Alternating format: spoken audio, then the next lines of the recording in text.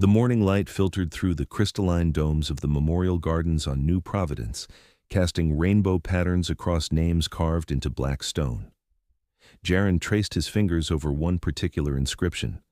Kellis of House Meridian, scholar 3rd class, died in the 23rd year of the Great Flight. His great-grandfather, a man who had chosen to stay behind on a dying ship so others could escape, so his daughter could live, so Jaron could stand here now under an alien sun and choose what kind of person he would become. Jaron was 27 standard years old, born on this world, and he had grown tired of being a symbol, the grateful refugee descendant, the success story of humanity's compassion. He was a botanist for the stars' sake, studying soil systems and bacterial colonies. He wore stained coveralls and spent his days elbow-deep in dirt, trying to prove that the Ascari were more than their history of running and hiding. Around him, the gardens breathed with peaceful morning energy. Human children chased each other between memorial stones, their laughter echoing off the domes. An elderly Ascari woman tended flowering vines, plants from the old world that would never be seen again, except in carefully maintained gardens like these. The air smelled of those alien flowers mixing with human roses, two worlds growing side by side. Jaron placed fresh blooms at the base of his great-grandfather's memorial and began humming an old Ascari song about starlight and home. The ritual felt hollow today, performed out of obligation rather than connection. He was about to leave when the alarm began. The wail cut through the morning calm like a blade drawn across skin. Jaron's communicator buzzed against his wrist, displaying an emergency alert he had never seen in his lifetime. Unknown vessels detected. All citizens report to designated shelters. This is not a drill. The timestamp read 7:51 a.m. Jaron looked up through the transparent dome and saw nothing but the yellow sun and blue sky of New Providence. But somewhere beyond that sky, something had arrived. Something that made the Colonial Defense Network scream in panic. He ran. 300 light-years away, at Jump Gate Gamma 9 on the edge of human territory, Admiral Rourke Taliesin stared at sensor displays showing 15 massive energy signatures bleeding into normal space through the jump point. He was 87 years old, though he looked barely 50 thanks to life extension treatments. He had been a young ensign of 34 when his survey ship found the Ascari refugees drifting in the outer Sol system, barely alive, their vessels held together with desperation and prayers. He had made them a promise that day. Standing in an airlock while a terrified young Ascari woman named Sylveth clutched a data crystal containing all her people's knowledge, he had promised her that humanity would protect them, that they would be safe. Now, standing on the bridge of the UHNS Defiant, he watched those 15 signatures resolve into warship profiles, and he felt the weight of 53 years pressing down on his shoulders like lead. His son commanded one of the destroyers in the defense fleet, the Starward Promise, newly commissioned, barely tested in real combat. Taliesin pushed that thought down deep where it could not interfere with command decisions. Captain Lyra Kessick materialized at his side, her gray eyes already calculating firing solutions and escape vectors. She was 39, built like a coiled spring, with combat experience that showed in scars on her hands and the way she moved, always ready, always aware. Configuration unknown, she said quietly. Mass readings suggest Dreadnought class or larger. They are broadcasting on all frequencies. Let me hear it. The bridge speakers crackled to life with a voice that was deep and resonant, utterly alien. The translation software rendered it in crisp English, but the underlying harmonics made teeth ache and skin crawl. We have come for what is ours. Return the stolen ones. Taliesin felt something ancient and cold settle in his chest. He had known this day might come. Every officer who had studied the Ascari refugee crisis knew, but knowing and experiencing were different things entirely. Open a channel, he ordered. This is Admiral Rourke Taliesin of the United Human Nations Fleet. You have entered sovereign human territory without authorization. Identify yourselves and state your intentions. The response came immediately, as if they had been waiting 100 years for exactly this question. We are the Vrothian Empire, inheritors of the Sacred Order, masters of 53 conquered species. We have no need of your authorization, primitive. You possess property stolen from us 100 cycles ago, a species called the Ascari. They will be returned to us within 72 of your hours. This is not negotiable. Aboard the Vrothian flagship Pinnacle of Order, Sub-Commander Threx stood at his tactical station and monitored the human response. He was 68 years old by Vrothian reckoning, with 40 years of military service marked on his armor in mathematical notation. He was smaller than Archon Vexcal by nearly a foot, his rank insufficient to warrant the ornate armor of Supreme Command, but his mind was sharp enough to see patterns others missed, including patterns that troubled him. During the long journey to this system, Threx had studied human history as required by tactical protocol. What he found disturbed him in ways he could not fully articulate to his fellow officers. Humans were chaotic, violent, contradictory. They had nearly destroyed themselves multiple times, but they also showed a capacity for what they called solidarity, the ability to sacrifice for others, to form bonds across boundaries that Vrothian doctrine said should be absolute. Threx had been raised on stories of the Great Betrayal when his own species had been slaves to the Kel ascendancy 800 years ago. He knew the taste of chains passed down through genetic memory and cultural trauma. The Vrothians had broken free through absolute unity, perfect discipline, mathematical precision. They had sworn never to be slaves again. But in achieving that freedom, had they simply become new masters? The question was treasonous, dangerous. Threx pushed it down and focused on his displays, watching the human admiral's response. "Prepare visual channel," Taliesin ordered quietly. The main view screen flickered, and Archon Vexcal appeared. He was massive, easily 8 feet tall, encased in armor that seemed to absorb light rather than reflect it. His face was angular and predatory, with eyes that glowed a dull red and mandibles that moved with each word. Mathematical symbols adorned his armor, equations rendered as art, philosophy expressed as pure function. Behind him, Threx could be seen at his station, and several other officers maintaining perfect formation. "So these are the humans," Vexcal said, his mandibles clicking. "The primitives who stumbled into space, traveled barely a century ago, and thought themselves worthy to interfere in ancient grievances." Taliesin studied the Vrothian leader. He had dealt with enough alien species to recognize genuine conviction versus calculated posturing. Vexcal believed what he was saying. That made him more dangerous, not less. "The Ascari are free citizens under the protection of the Sanctuary Accords," Taliesin said carefully. "They are not property. They will not be surrendered." Vexcal's mandibles spread in what might have been amusement or a threat display. "The Ascari had purpose under our guidance. They designed our ships, perfected our weapons, decoded the mathematics of faster-than-light travel. For 12 generations, they contributed to something greater than their small fears. Then they stole our vessels and fled like cowards into uncharted space." The Archon leaned forward slightly. "We searched for decades, and then we found them here, under the protection of a species that has no understanding of the order they have disrupted. You offer them chaos, Admiral. We offered them structure, meaning, a place in something eternal." "You offered them chains," Taliesin said evenly. "Chains?" Vexcal's laugh was genuine. "Such limited thinking. The Ascari were part of a grand design, a mathematical proof of civilization's highest form. Individual freedom is chaos. Chaos is suffering. We saved them from that suffering." There was something in the way he said it that made Taliesin realize this was not merely propaganda. Vexcal truly believed that slavery was a kind of mercy, that rigid hierarchy was the only alternative to anarchy. It was a worldview so fundamentally alien that no amount of negotiation could bridge the gap. 72 hours, human," Vexcal said. "Return them, or we will teach you what happens to those who harbor stolen property." The screen went dark. In the resulting silence, Taliesin could hear his own heartbeat, the hum of the ship's reactors, the quiet breathing of his bridge crew. He thought of his son on the Starward Promise. He thought of Sylveth, now ancient and frail. He thought of promises made 53 years ago to desperate people who had nowhere else to run. "Get me Dr. Sylveth," he said quietly, "and convene an emergency session of the Defense Council." It is time everyone understood what we are protecting them from. Dr. Sylveth was 134 years old, ancient by Ascari standards.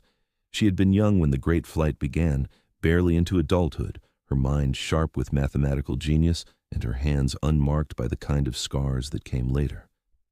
Now those hands trembled as she boarded the emergency shuttle to Terra Station, her body failing, but her mind still cutting through problems like a laser through fog. She arrived at Taliesin's office 8 hours after the Vrothian ultimatum. He was older now, she noted. The young man who had pulled her people from the void was now gray-haired and marked by time, though life extension kept him functional. They had known each other for more than half a century, bound by a promise that was about to be tested in fire. "You want to know if it is true," she said, settling into a chair designed for human proportions. "If we were truly their property." "I want to know what we are facing," Taliesin replied, "what they will do, what they are capable of." Sylveth was silent for a long moment, her trembling hands folding in her lap. Then she began to speak, and her voice carried the weight of 134 years. "My grandmother was born free, on a planet called Ascara Prime, orbiting a binary star system. We were artists, philosophers, scientists. We achieved interstellar travel through mathematical elegance, not conquest." She paused, her large, reflective eyes focusing on something beyond the walls, beyond 53 years of sanctuary, beyond the present moment into memories that still had teeth. "The Vrothians came when I was a child. I remember looking up and seeing their ships blot out both our suns. They gave us one choice: serve or die. My people chose survival. We thought it would be temporary." Her voice did not crack, but something in it hardened like metal cooling. "We did not understand that to them we were not beings making a choice. We were resources being acquired, valuable assets to be preserved and utilized." Taliesin listened, his hands clenched behind his back. He had read the historical files, but hearing it from her was different. This was not data. This was memory carved into neural patterns, trauma that lived in the body. 12 generations, Sylveth continued. My great-grandfather designed the plasma cannon that destroyed the last Kelhari resistance fleet. My grandfather perfected the dimensional mathematics that let them conquer the Silex worlds. My father— She stopped. Her hands went to the data crystal she wore on a chain around her neck, the same one she had carried onto Taliesin's ship 53 years ago. My father tried to sabotage their shield systems, built in a harmonic weakness that could collapse the entire matrix if you knew the frequency. He was caught before he could finish. They executed him in front of the entire Ascari engineering corps as a lesson. "The weakness," Taliesin said quietly. "Is it still there?" "Yes," Sylveth's eyes met his. "But they have had a century to improve the design. I do not know if it will work, and using it requires getting close enough to scan their shields in real time, close enough to— How close? 100 meters, maybe less." Taliesin felt his stomach drop. In void combat, that was not engagement range. That was collision range, suicide range. "We will need to build the disruptors," he said. "Retrofit every ship in the fleet. Can you do it in 72 hours? Sylveth looked at her trembling hands, at the data crystal containing her father's final equations, at the human admiral who was about to ask his people to die for hers. "If we have every engineer on New Providence working without sleep," she said, "and if we are very lucky, and if the mathematics cooperate, then yes, maybe. Then let us begin." But first came the emergency session, held at Summit Hall on Earth via quantum-entangled channels. Representatives from the major governance councils assembled in a chamber that had seen debates about trade and territory, but never this. Never a vote on whether to surrender citizens to slavers or face potential extinction. Minister Edric Lowell stood at the podium, his hands gripping its edges. He was a political creature by nature, built for compromise and careful navigation. The datapad in front of him showed casualty projections that made his pragmatism feel like the only sane response to insanity. "We must be realistic," Lowell said, his voice carrying across the chamber.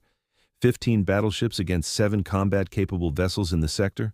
Current projections show 65% casualty rates across our fleet. The Vrothians could then proceed to New Providence unopposed.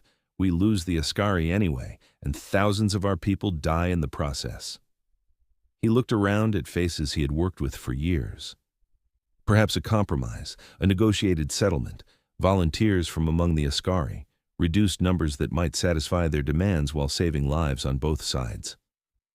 General Isaac Trent rose from his seat, his voice cutting through the chamber like a saw through bone. He was 68, built like a wall, with a chest full of medals and a reputation for never retreating once engaged. "You are talking about handing over people," he said. "Citizens. People who have lived under our protection for 2 generations. You want to ask for volunteers to be shipped back to slavery? To save ourselves the cost of keeping our word?" "I want to avoid a war we cannot win," Lowell shot back, genuine anguish in his voice. "A war that could cost millions of human lives. We have a responsibility to our own people first." "We have a responsibility to our word," Trent countered. "Every species in this galaxy is watching. If we break our promises when threatened, what is our protection worth?"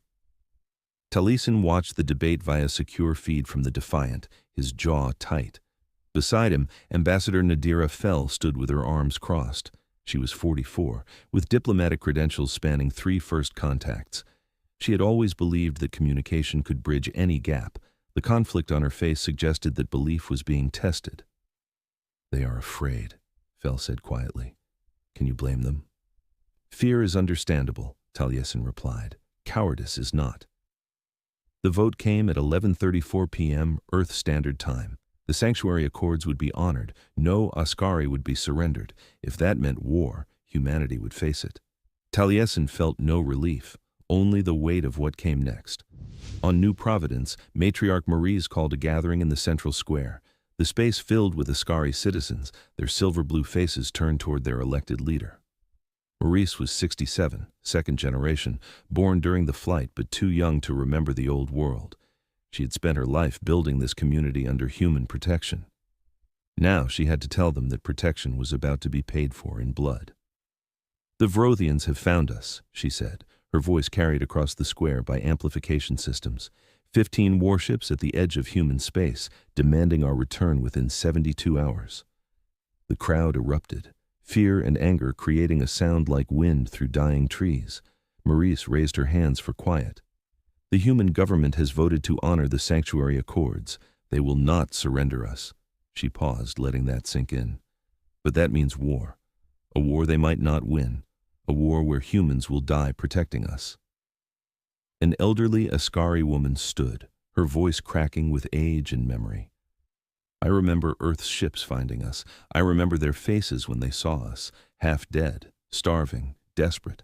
I will not repay that kindness by letting their children die for us. We should go. We should surrender." Her name was Mevris, first generation, one of the original refugees. She had survived the Great Flight, lost 3 children during it, and spent 53 years trying to build something worth that sacrifice. Now she was saying it would be better to give up. A younger male, Jaren's age, shouted back, "My mother ran so I could be born free, not hunted. If we surrender now, what was the point?" The argument raged. Jaren stood in the crowd, listening, feeling something build in his chest. He thought of his great-grandfather staying behind on a dying ship. He thought of the memorial gardens where names were carved in stone. He thought of his coveralls stained with soil from peaceful work, and how naive that peace had been. He pushed through the crowd to a platform. "My great-grandfather died during the Great Flight," Jaren said, and the crowd quieted. "He was a scholar, 3rd class, property valuable enough to keep alive but not valuable enough to care about his name. He died making sure my grandmother reached a lifeboat while the Vrothians closed in." The square fell silent. "He died so we could choose, not so we could be safe. Safety was never guaranteed, so we could choose what kind of lives to live, what kind of people to be." Jaren's hands trembled, but his voice stayed steady. "I choose to fight. I choose to stand with the humans who gave us that choice, and if I die doing it, I will have died free. That is more than 12 generations of my ancestors could say." The response was not unanimous, but it was loud. Others stood, echoing his words. And in the back of the crowd, Mevris watched Jaren, Kellis's great-grandson, carrying forward a choice made in desperation 53 years ago, and felt terror, or with something that might have been pride, but she did not change her position. Later that night, She would lead a small group of first-generation Ascari to a quiet meeting where they discussed the unthinkable, offering themselves as volunteers to spare the young ones. The decision was made. The Ascari would help. More than that, they would fight. In a facility buried under New Providence's primary dome, Dr. Silveth spread holographic schematics across a conference table. Lieutenant Tobin Rhee stood beside her, his young face tight with concentration. He was 28, barely out of the academy, with engineering credentials that were technically impressive, but practically untested. He had been assigned to New Providence because it was quiet. Now he was working with a 134-year-old alien scientist to weaponize knowledge bought with blood, with just over 70 hours before those ships came to kill them all. This is the shield matrix, Silveth said, her trembling fingers moving through the hologram. My father worked on it before he died. The harmonic frequency operates on quantum resonance, elegant, powerful, but vulnerable to counter-harmonics at close range. She zoomed in on specific components. If you can generate the inverse frequency, the shield collapses, but you must be close enough to scan their shields in real time, 100 meters, maybe less. Rhee ran calculations on his datapad. Doctor, that is suicide range. We would be inside their weapon envelope, shields overlapping. Yes. And the disruptor would draw massive power. Ships using it would be vulnerable, weapons offline, engines at minimum. Yes. Rhee looked at the schematics. The mathematics were brilliant. The engineering challenges were staggering. They would need to strip civilian vessels for parts, repurpose equipment, build custom emitters with nanometer tolerances. They would need every engineer working without sleep. And they would need luck. If we do this, he said slowly, and people use these weapons, the radiation feedback will be lethal, Silveth finished, to Vrothians and humans alike. My father designed it that way. He wanted any Vrothian ship that tried to use these frequencies against itself to suffer the consequences. But humans do not have Vrothian biology. The radiation will affect your crews differently, faster, worse. Rhee stared at her. You are telling me that every time we fire this weapon, we poison our own people. I am telling you that my father died trying to give the Ascari any weapon at all. What you do with it is your choice. Rhee thought about Admiral Taliesin, about the crews who would trust their lives to his work, about his own hands that had never built anything meant to kill before. Then we make it work, he said, and we make damn sure every shot counts. They worked through the night. Engineering bays that normally produced fusion reactor improvements became weapons foundries. Ascari scientists who had spent their lives on peaceful research turned their knowledge toward war. Human engineers learned Vrothian design philosophy, their improvisational approach clashing with and eventually complementing Ascari precision. And something strange began to happen. On the second day of construction, a human technician named Delina Kor was working alongside an Ascari physicist named Thales on power coupling calibrations. They had been struggling with energy distribution for hours, running calculations that kept producing errors. Then, Delina suggested an approach that was mathematically impossible but intuitively felt right. Thales started to explain why it could not work, then stopped. His hands moved across the holographic interface, adjusting Delina's suggestion with mathematical precision she could not have articulated but somehow knew was needed. The calibration worked. They stared at each other for a moment, awareness of something odd passing between them. Then they moved on to the next problem, and the strangeness faded. But Rhee noticed, and when he checked the sensor logs later, he saw energy readings that made no sense. Brief spikes of quantum entanglement between the human and Ascari neural patterns, synchronization that should not occur between different species. He filed it as a sensor glitch and moved on. There was too much work to waste time on impossible data. Silveth did not dismiss it. She had seen these patterns before, in ancient Ascari texts from before the Vrothian conquest, and she felt a cold weight settle in her chest, because if she was right about what this meant, the war was about to become something far more dangerous than anyone realized. Ambassador Nadira Fell made one final attempt at diplomacy. She arranged a meeting on a civilian station at the neutral marker between the fleets. Commander Jal arrived representing the Vrothian Empire, smaller than Vexcal, but no less imposing in armor inscribed with mathematical equations. Fel brought her best team, her most carefully prepared arguments, and a desperate hope that perhaps understanding could bridge this gap. The Askari have built lives here, she said, appealing to something that might be empathy. Families, children born free. Surely you can understand the cruelty of tearing families apart. Jal's mandibles moved in what might have been confusion. The Empire understands order. The Askari's escape created technological stagnation that lasted a century. Only now have we recovered what was lost. Their return will restore balance. They are not technology, Fel said, frustration bleeding through her training. They are people. They are resources that belong to the Empire. Jal leaned forward. Ambassador, your species is young. You do not understand galactic realities. The strong organize the weak. The capable direct the lesser. This is mathematical certainty. He gestured to the equations on his armor. Perfect symmetry, perfect balance. This is what the Empire provides. Structure to chaos, purpose to randomness. The Askari were brilliant, but brilliance without structure is merely noise. Fel studied the equations and realized with sinking dread that they were beautiful. Complex harmonic functions that balanced perfectly, creating patterns that satisfied something deep in the mathematical centers of consciousness. Jal believed what he was saying.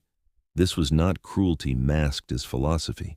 This was genuine conviction that enslavement was order, that chains were structure, that control was kindness. There was no bridge to cross, no shared foundation to build understanding upon. We are done here, Fel said quietly. She returned to her shuttle and transmitted 3 words to Taliesin. Diplomacy has failed. On the 4th day before the deadline, they tested the first disruptor. Lieutenant Rhee stood in the testing bay with Sylveth, both of them exhausted beyond measure, watching a scaled-down prototype charge. Power level stable, a technician called out. Frequency modulation locked, firing in 3, 2, 1. The disruptor activated. For 30 seconds, it performed perfectly, generating the inverse harmonic that theory demanded. Then, the power coupling overloaded. Feedback cascaded through the system. A technician's hands were badly burned as she tried to shut it down manually. Medical teams rushed her to treatment while Rhee stared at the smoking wreckage of their prototype. It is not working, he said, exhaustion making his voice flat.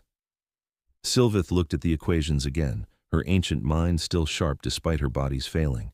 She made an adjustment, then another. The mathematics shifted, found new balance. Try this, she said, and uploaded new parameters. They rebuilt. They tested again. This time it lasted 2 minutes before overloading. Progress. By hour 48, they had a working prototype. By hour 60, they had installed the first disruptor on the Defiant. By hour 70, all 7 ships in the defense fleet carried weapons that might collapse Vrothian shields, if they could get close enough, if the frequencies were right, if luck held, and if the crews were willing to poison themselves with radiation to use them. On New Providence's surface, Corporal Dasha Oren trained Askari volunteers in basic combat protocols. She was 31, career military, with 12 years of service including brutal anti-piracy operations.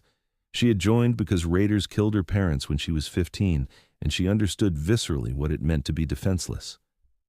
Now, she watched Jaren fumble with a rifle's safety mechanism and saw that same helplessness in his large, reflective eyes. "You ever fire a weapon before?" she asked. "Academic simulations," Jaren admitted. "I'm a botanist." Oren laughed, short and sharp. "Well, nitrogen-fixing bacteria are not going to help if a Vrothian breaches your position. But these rifles are simple. Point, pull trigger, watch the target fall down." "Is it that simple?" Oren's smile faded.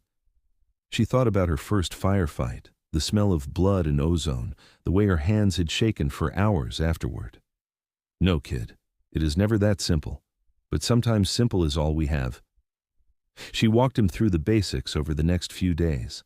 How to brace, how to acquire targets, how to conserve ammunition. Around them, other Marines trained other Askari volunteers. It was surreal, teaching peaceful scientists and artists how to kill.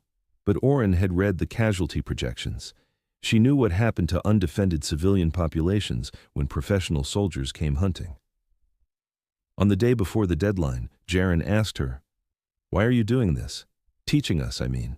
You could resent having to fight for aliens." Oren checked her rifle, hands moving with practiced efficiency. My parents died because no one was there to protect them. I will not let that happen to anyone else if I can help it. Human, Askari, does not matter. People are people. Jaren nodded slowly, his fingers checking his own rifle's safety, a gesture that was becoming automatic. I was born free, he said, and I want my children, if I have any, to be born free too. If I hide while others fight for that, what kind of person am I? Yeah, Oren said quietly, thinking of her parents. Yeah, I get that. At 12 hours before the deadline, Admiral Taliesin reviewed fleet dispositions one final time. 7 ships against 15. The Defiant, Burning Answer, Unbroken, and 4 destroyers, Starward Promise, Valiant, Steadfast, Guardian. His son commanded the Starward Promise, Lieutenant Commander Davos Taliesin, 32 years old, brilliant and brave, and so much like his mother, it made Rourke's chest ache. They had spoken briefly via secure channel the previous night. No emotional goodbyes, just quiet acknowledgement of what was coming. I know what you promised them, Dad, Davos had said. I believe in it too. We all do. Now, Rourke stood on the Defiance Bridge and tried not to think about his son's ship among the deployment markers on the tactical display. Captain Keswick joined him. Sir, crew requests for personal messages are flooding in. Last wills, recordings. They know what the odds are. I know. Taliesin had his own message prepared, sealed in his quarters. Words for his sister, for Davos if the boy survived and Rourke did not. Are you asking me to stand down, Captain? No, sir. I'm asking if you have any last words for the fleet. Taliesin thought about that. About what he could say to people who were about to die for a promise made before most of them were born. Tell them, he said, that we are going to fight dirty, fight mean, and make every meter cost more than they are willing to pay. Tell them that if we die today, we die free, and we die protecting others' freedom. There are worse ways to go. Keswick smiled, grim and fierce. Yes, sir. At 1 hour before the deadline, Taliesin sent his final transmission to Vexcall. Supreme Archon, this is Admiral Taliesin. The Askari are citizens of New Providence, under protection of the United Human Nations. You have 1 hour to leave our territory, or learn why we do not break our promises. The response came within seconds. Vexical's face filled the view screen, mandibles spread. You have never faced true military power, human. In 1 hour, you will understand your place, and when your ships are debris, I will deliver the Askari back to their proper function. Every species in this galaxy will know what happens to those who defy the Vrothian Empire. Then come and try, Taliesin said. The channel closed. The next hour stretched like years. Taliesin walked through the Defiance corridors, seeing crew members at their stations, young faces and old human determination facing mathematical certainty. He touched the walls as he passed, feeling the vibration of reactors building to combat readiness. This vessel had been his command for 15 years. He knew every corridor, every junction, every quirk of its systems. He wondered if he would live to walk these corridors again. At 12 p.m. exactly, the Vrothian fleet advanced. They came in perfect formation, mathematical precision that was both beautiful and terrifying. 15 massive dreadnoughts moving as one entity, dark hulls absorbing starlight, weapons charging with power that made sensor displays scream warnings. Aboard the pinnacle of order, Threx watched the human response and felt his mandibles click nervously. The humans were not assuming defensive positions. They were not requesting further negotiations. They were charging. All ships, battle stations, Taliesin ordered. This is a knife fight, people. Get close, get mean. Make them pay for every meter. The human fleet accelerated to attack speed, fusion drives screaming at 110% capacity, and as they charged, they began broadcasting across all electromagnetic frequencies, not communications, not tactical data, music. Specifically, human war music, a chaotic blend of drums and horns and electronic noise that defied mathematical harmonics. The sound waves interfered with Vrothian communication channels, which relied on precise frequency modulation. Threx's tactical displays flickered as the music degraded their systems.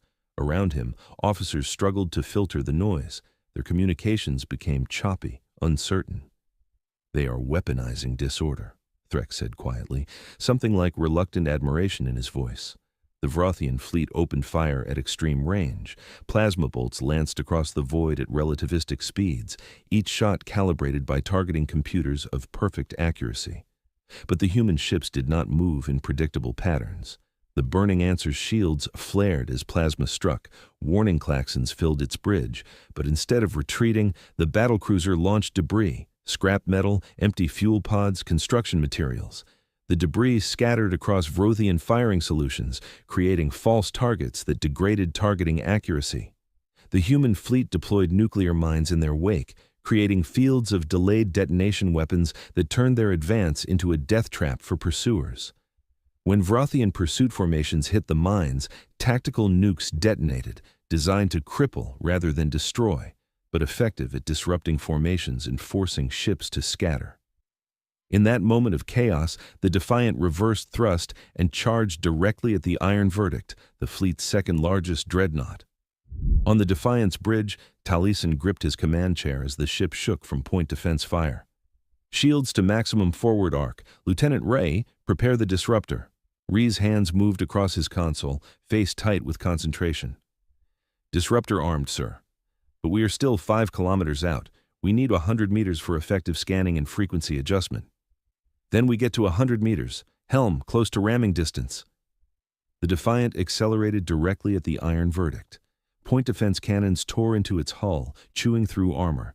Damage reports flooded in, hull breaches on decks 4 through 7, casualties mounting. The ship shook with impacts that sounded like gods hammering on metal. 4 kilometers. 3, 2. "Sir, they are charging their main cannon," Ensign Tabriz called out. "They are going to core us. 1 kilometer, 500 meters, 200 meters. At 87 meters, with the Vrothian dreadnought's main cannon glowing with lethal energy, Taliesin gave the order. Fire. Reactivated the disruptor. Power drained from every non-essential system. The bridge lights flickered, and a pulse of energy, barely visible, carrying frequencies calculated by a dead Ascari engineer 53 years ago, struck the Iron Verdict's shields. For a heartbeat, nothing happened. Then the shields flickered. Harmonic resonance cascaded into destructive interference. Quantum tunneling effects created microscopic breaches that expanded exponentially. The shield matrix collapsed, and at 87 meters, human railguns fired.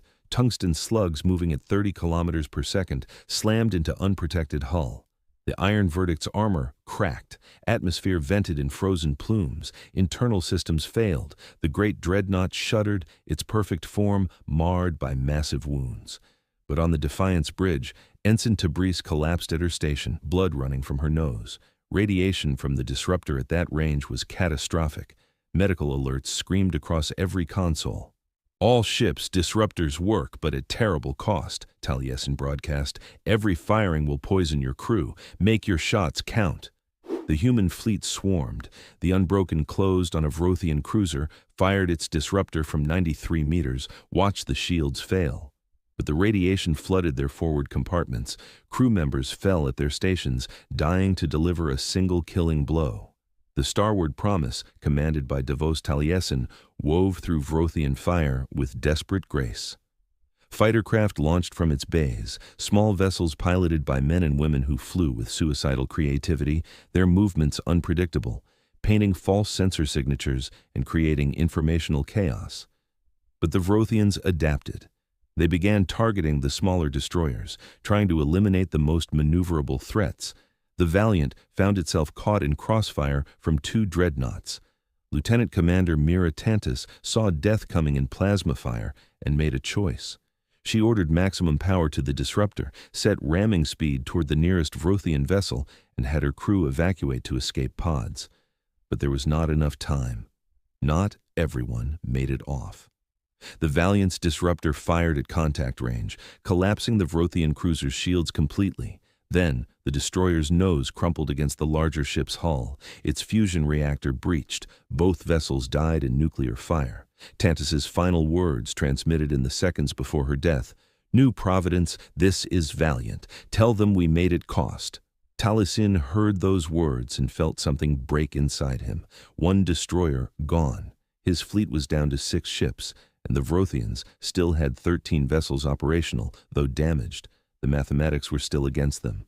On New Providence's surface, Jaren heard klaxons signaling atmospheric entry. Vrothian dropships descended through the sky like falling stars, their hulls glowing with re-entry heat. Corporal Oren checked her rifle one final time. Around her, Askari volunteers gripped unfamiliar weapons with hands designed for mathematics and art, not killing. "Stay alive, keep your squad alive, make the bastards pay for every meter," Oren said, her voice carrying across the squad. Jaren nodded, his botanist's coveralls feeling absurd now. The dropships landed in the settlement's outskirts. Hatches opened. Vrothian warriors emerged, massive in armor, moving with mechanical precision. They advanced down what had been a quiet residential street. They did not see the human Marines in upper-story windows until gunfire erupted. They did not notice Askari volunteers flanking until shaped charges detonated against their armor. Jaren found himself in combat within minutes. He pressed against a wall, heart hammering, as plasma bolts scorched the air. The smell overwhelmed him, ozone and burning in chemicals. "Contact left," someone shouted. 3 Vrothian warriors advancing in wedge formation. Oren reached for a grenade, but Jaren saw something, a pattern in their movement matching descriptions from Sylveth's historical files. Vrothian combat doctrine, unchanged for centuries, always protecting the right flank. "Hit them from the left," Jaren shouted. Oren trusted him. She signaled coordinated flanking maneuver. When they opened fire from the Vrothians' weak side, the formation broke. One warrior went down, then another. Jaren stared at the fallen bodies and realized they could bleed. They could die. They were not unstoppable forces, but soldiers following doctrine, vulnerable to chaos and creativity. "Good eye, kid," Oren said, then, "Get down." More Vrothians incoming. The battle for New Providence had begun in earnest. In orbit, the space battle reached crescendo. The burning answer took critical damage when a dreadnought's main cannon struck its port side. Half the ship went dark. But Captain Rorik Vex kept his vessel in the fight, using it as a shield for smaller ships, trading armor for time. His crew was dying from radiation exposure, from wounds, from system failures. But they fought on. The Starward Promise executed a perfect disruptor strike on a Vrothian heavy cruiser, collapsing its shields at 76 meters. Railguns fired. The cruiser died. But feedback from the disruptor flooded the Starward Promise's bridge. Davos Taliesin felt his nose begin to bleed, tasted copper in his mouth, knew what it meant. Radiation poisoning, fast-acting and lethal. He had minutes, maybe less. "Keep firing," he ordered his crew, his voice already weakening. "Make every shot count." On the Defiance Bridge, Taliesin saw the Starward Promise's medical alerts, saw the radiation levels, knew what his son had done. "Davos," he whispered. No response. The channel was dead. Taliesin stood there for a moment, feeling everything he had ever feared condensed into this single point of agony. His son was dying, had maybe seconds left, and there was nothing. "Admiral," Keswick's voice cut through his grief. "The Vrothians are regrouping. They are preparing a coordinated push." Taliesin looked at the tactical display. Vexcal was pulling his fleet back, reorganizing. 8 Vrothian ships still combat effective. The humans had 4 functional vessels and 2 crippled ones limping on emergency power. The Vrothians could still win this through coordinated firepower. One final push would overwhelm the human defenses. Taliesin had one card left to play.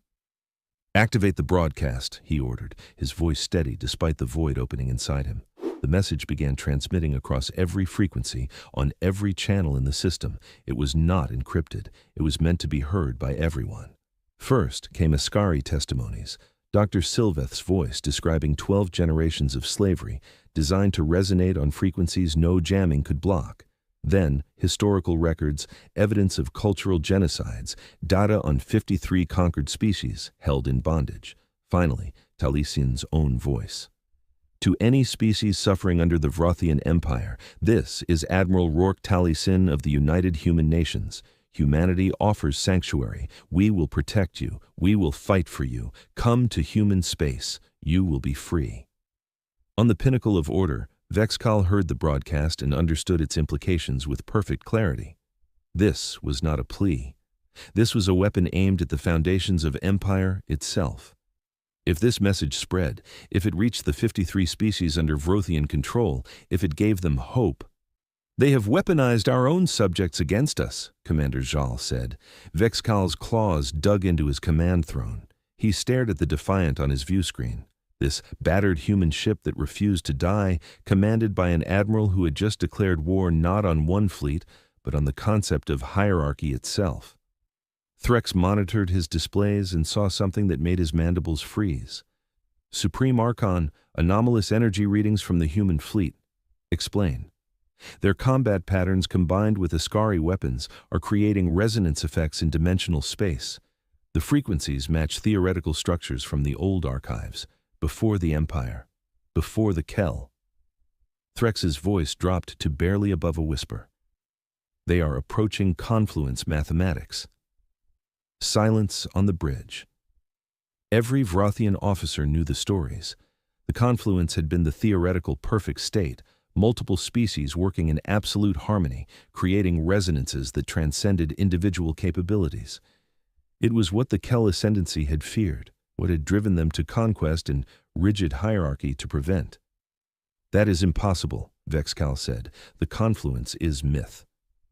I am reading the data, Supreme Archon. Threx displayed the sensor readings. Human chaos combined with Ascari precision creates emergent patterns. Each time they cooperate, the resonance grows stronger. If this continues, if humanity could achieve confluence with refugee species, if they could offer sanctuary and create something greater than the sum of parts, then the Empire's entire model would be threatened, not by military force, but by example. Vexcal stared at the data, at the implications. His main cannon charged. Enough energy to crack a moon, aimed at the Defiant. Destroy them now. End this threat before it spreads. But his tactical computers projected outcomes. The broadcast had propagated through subspace relays. It was reaching slave worlds even now. If he destroyed the human fleet, they became martyrs. Rebellions would ignite while Vrothian forces were here, unable to respond. If he withdrew, humanity became a continuous drain on resources. But the Empire would retain strategic flexibility. And, most importantly, if the confluence was manifesting, standard military doctrine from the old archives was explicit. Withdraw immediately, quarantine the phenomenon, return with specialized countermeasures designed to disrupt harmonic resonance. The Vrothians had fought the confluence before, 800 years ago. They knew its power. They knew what it cost to stop. It was not mercy. It was mathematics. Cold, perfect, terrible mathematics. Stand down, Vexcal ordered. Supreme Archon? Jal turned, shock evident. This battle is over, but the war has just begun. All ships withdraw to outer marker. Maintain combat readiness. The Vrothian fleet pulled back, slowly, maintaining formation, weapons charged, not retreat, strategic repositioning. The silence on the Defiance bridge was absolute. Then, slowly, broken by ragged cheers from crew members who had expected to die. Taliesin felt no triumph, only exhaustion and grief so profound it felt like drowning. Casualty reports, he said quietly. Keswick consulted her datapad. 340 human casualties across the fleet, 2 ships destroyed, 3 requiring months of repair. She paused. The Starward Promise reports critical radiation exposure. Captain Taliesin is... I know, Rourke said. He knew his son was dead or dying. He knew that keeping a promise made 53 years ago had cost him his child. He knew that 340 families would receive notifications that their loved ones died protecting people they had probably never met. And he knew he would make the same choice again. The aftermath took weeks to process. Ships limped to repair docks. Wounded filled medical facilities beyond capacity. Bodies were identified. Families notified. Funerals held. Davos Taliesin died 3 hours after the battle ended, radiation poisoning shutting down his systems one by one. His father was not there. Rourke was still aboard the Defiant, coordinating rescue operations, being the admiral his fleet needed. He broke in private later, where no one could see. The memorial gardens on New Providence expanded. New names carved in black stone. Human Marines like Corporal Dasha Oren, who had died protecting Ascari volunteers. Fleet officers like Lieutenant Commander Mira Tantis, civilians caught in crossfire, and Davos Taliesin, who had fired his disruptor, knowing what it would cost. Jaren placed flowers at the newest monuments, wearing the Star of Valor pinned to his coveralls. humanity's highest military decoration, awarded for tactical insights during ground combat. The medal felt wrong, heavy. People had died following his directions. Dr. Sylveth stood beside him, leaning on a cane, radiation burns hidden beneath sleeves. Her body was failing, exposure from working too close to the disruptors. "They will come back," she said. "Vexcal will not accept this." "Will we be ready?" "We will have to be." 10 days after the battle, a Vrothian shuttle approached the neutral marker, broadcasting peaceful intentions. Admiral Taliesin, still aboard the damaged Defiant, authorized docking with extreme caution. From the shuttle emerged Sub-Commander Threx, armor stripped of rank insignias, carrying a data crystal. They met in a conference room. Threx's massive form seemed reduced, mandibles hanging loose in posture suggesting exhaustion. "Admiral Taliesin," Threx said, "I request asylum under your sanctuary accords." "Why?" "Because I have served the Empire for 40 years, participated in 17 pacification campaigns, and I have never seen anything like what you did." His mandibles clicked softly. "You turned defeat into strategic victory not through force, but through offering hope." Taliesin studied the alien. "What do you offer?" Threx placed the data crystal on the table. Tactical data from the battle, but more importantly, an explanation for why Archon Vexcal withdrew. "We assumed strategic calculation." "That was part of it." Threx activated the crystal. Holographic displays filled the air, sensor readings showing cascading energy patterns, harmonic resonances that intensified when human and Ascari forces worked together.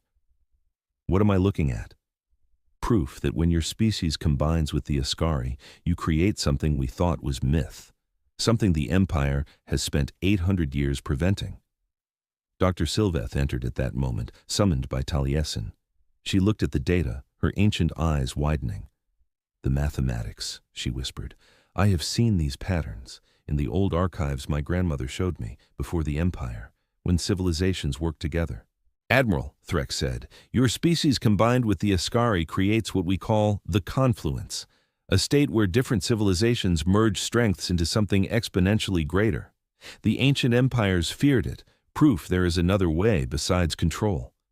Taliesin stared at the data. "We just fought together." "No." Sylveth moved closer, her trembling hands tracing patterns in the air. "Human creativity and Ascari precision do not just complement, they resonate. Your chaos finds order in our mathematics. Our calculations find expression in your improvisation." She stopped, her face going pale. "The Empire will not just return with more ships, they will come to destroy any possibility of confluence. Because if humanity can achieve this with us, you can achieve it with any refugee species. You will not just be a sanctuary, you will be an existential threat to Empire itself." The conference room fell silent. Taliesin looked at Threx, at Sylveth, at impossible mathematics floating in light. The promise he had made 53 years ago had just become a declaration of war against every empire in the galaxy. Mevris, the elder who had argued for surrender, came to see Jaren 3 weeks after the battle. She was dying. Plasma burns from defending human children when Vrothian warriors breached the residential sector. She had argued against fighting, then fought anyway when it mattered. "I was wrong," she told Jaren in the hospital. "I thought surrender would be mercy. But there is no mercy in chains, even comfortable ones. Your great-grandfather understood that. I had forgotten." She died 2 days later. Her name was added to the memorial. The Vrothian Empire did not attack immediately, but long-range sensors detected massive fleet movements 300 light-years away, construction of new vessels, mobilization of forces not seen since the Kel Wars 800 years ago. They were coming, and when they came, it would be with everything they had. But something else was happening too. Refugee ships began arriving at human colonies, first a trickle, then a stream. Species fleeing Vrothian control, following the broadcast's promise of sanctuary. Each one that arrived created new resonances, new patterns. The confluence grew stronger. 6 months after the battle, Taliesin stood in his quarters aboard the rebuilt Defiant. On his desk was a holoframe showing Davos as a child, laughing, alive, before the weight of promises and duty had claimed him. Sylveth's voice came over the comm. "Admiral, sensors are detecting another refugee ship, Kelhari design. They are broadcasting distress, requesting sanctuary. Taliesin looked at his son's image one more time. Then he straightened his uniform and headed to the bridge. "Send them approach coordinates," he ordered. "Tell them they are safe now." Behind him, in ways sensors could barely detect, the confluence pulsed with soft light, mathematics and chaos finding harmony, different species building something new from shared choice rather than enforced order. The war was not over. It was only beginning. But for the first time in galactic history, there was an alternative to empire, and humanity would fight to protect it.